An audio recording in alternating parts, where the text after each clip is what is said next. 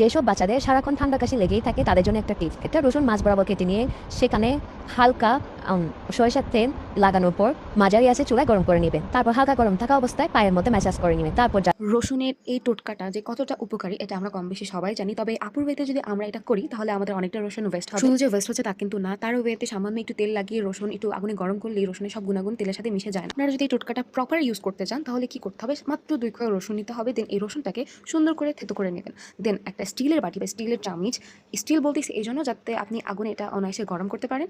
এরপরে সুন্দর করে একটু সরিষার তেল দিয়ে নেবেন ওই থেতো করা রসুনের সাথে। ভাই আপনারা আমার বাটিটা জাস্ট ইগনোর করেন। কারণ এই বাটিটাতে আমি কম বেশি এভাবে তেল গরম করি। আমার বাচ্চাটা যেহেতু ছোট ও সর্দি কাশি লেগেই থাকে, দ্যাটস ওয়াই আমাকে গরম করতে হয়।